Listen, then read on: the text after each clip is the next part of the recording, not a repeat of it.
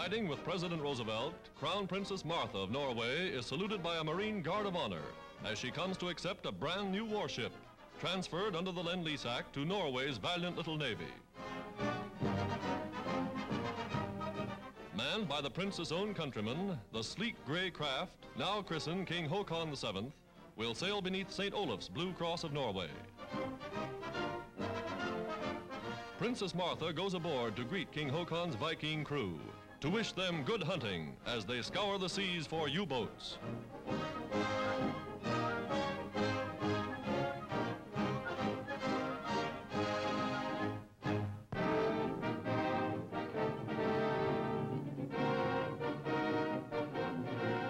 America's newest land battleships prove their power on the testing ground. Called General Lee's, in honor of the South's famous Civil War leader, they're rated by ordnance experts as more powerful than anything their size.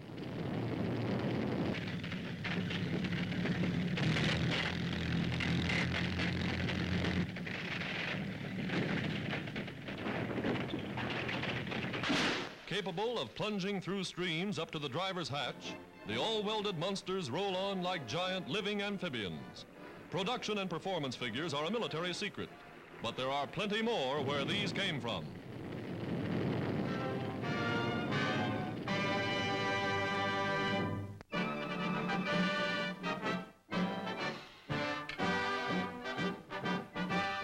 Mexico City's beautiful Plaza de la Constitucion sees the Army's first mechanized divisions on parade as the Republic celebrates 132 years of liberty.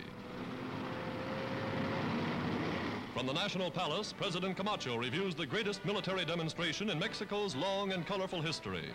Jeeps, tanks, big guns, modern troops in modern motors rolling to war as allies of the United Nations.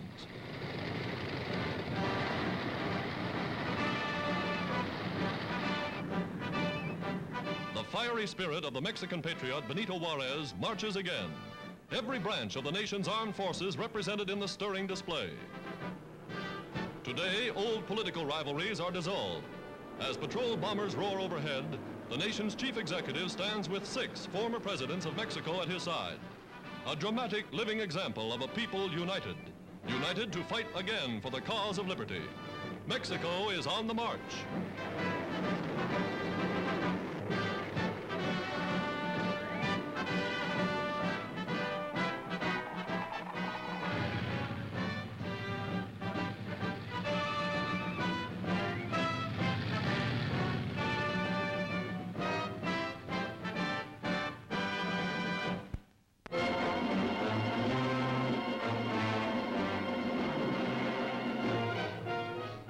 American industry has met the challenge of war.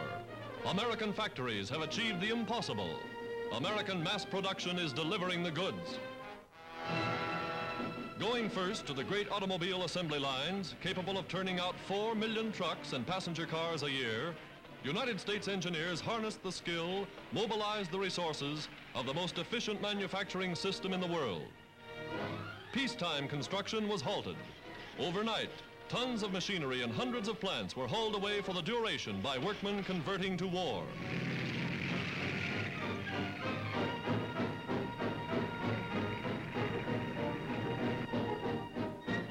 Armed guards took over. The nation's key factories, already charted for just such an emergency, were equipped and made ready. In hundreds of peaceful towns, the main streets of America, thousands of small industries were fitted into the National War Production Plan.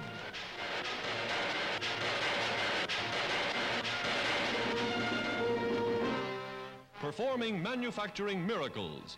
Workmen in Denver, Colorado, for example, make parts and fashion tools that may help build a battleship in a Navy yard 1,000 miles away. Small stuff. The billions of bits and pieces. 100,000 different parts in a single flying fortress. And every possible plant that could be retooled is turning them out, feeding them to the big assembly lines night and day.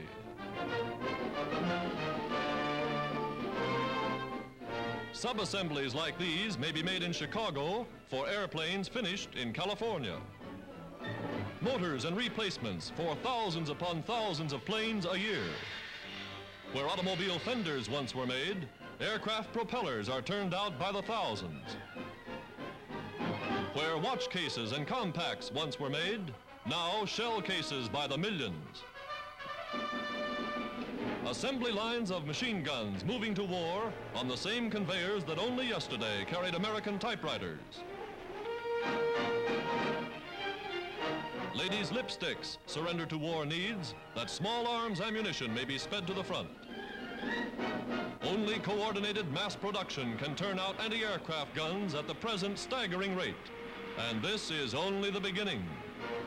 Only in plants like these could such a gigantic job of production be achieved overnight. This is industrial America at war. The arsenal of democracy delivering the goods.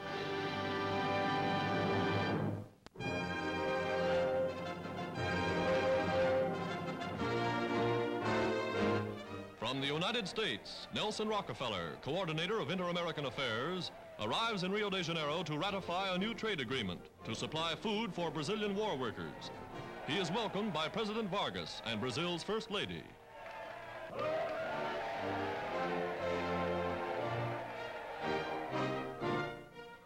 Here is America's good neighbor policy at work. The treaty ratified.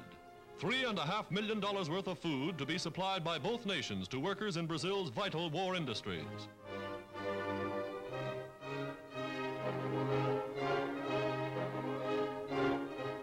Ambassador Caffrey affixes his signature for the United States as Brazil steps up war production for the United Nations. At the airport, Foreign Minister Arana and the entire cabinet go to welcome General Justo. A former president of the Argentine, General Justo comes to place his sword in the service of Brazil.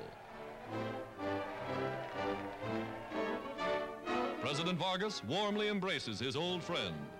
Staunch supporter of the cause of the United Nations, General Justo translates his words of action into the deed. He's ready to fight.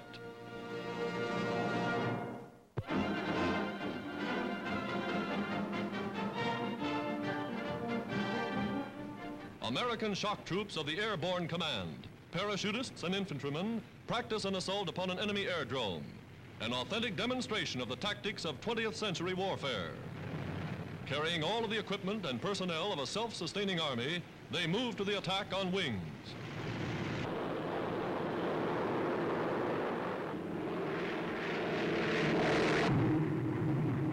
Parachute detachments lead the way. Just as in Holland, in Belgium, in Norway, in Crete, the element of surprise strikes the decisive blow.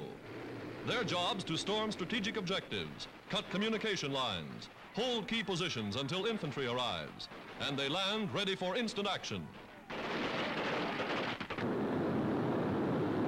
Troop transports roar in with airborne reinforcements. Speedily, they unlimber scout cars and field guns.